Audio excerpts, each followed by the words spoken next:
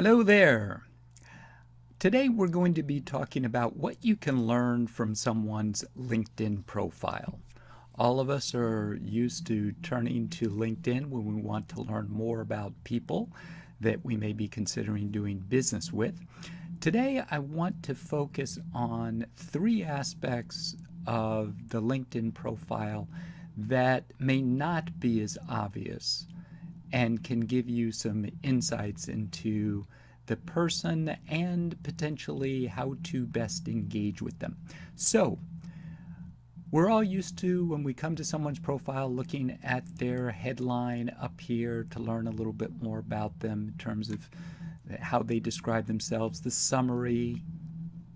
We may scroll through and look at their experience, where they went to school, if they do any volunteer work.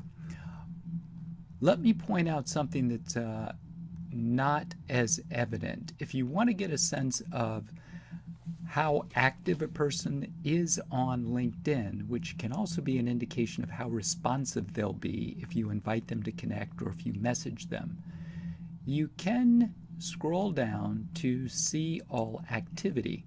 And when you select that,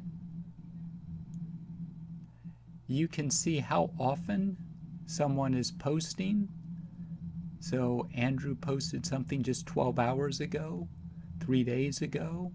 So he's on here multiple times per week, which tells me if I send him a LinkedIn message, I'm likely to get a response. So that's one thing, checking all activity. Another aspect is this. Most people will be on LinkedIn, but it may not be the primary platform that they use. So one thing you can also do when you're on someone's profile is go to their contact info and see what they list in terms of websites. For example, here, Frederica has her main website, but she also has a podcast and a blog. I'd also suggest, though, looking to see if they list a Twitter handle on their LinkedIn profile and taking a quick look at what they're doing on Twitter, because what you may find in some instances is that people may be more active on Twitter than they are on LinkedIn. And in some cases, it may be easier to start to engage with someone on Twitter than it is on LinkedIn, especially if they spend a lot of time on Twitter. So you can retweet their content, you can follow them, and so Twitter is just another way that you can reach out and engage with people. The last thing I wanted to point out is when you're looking at someone's profile, and I'll use jeans in this example, I suggest going down and seeing if they have given some recommendations.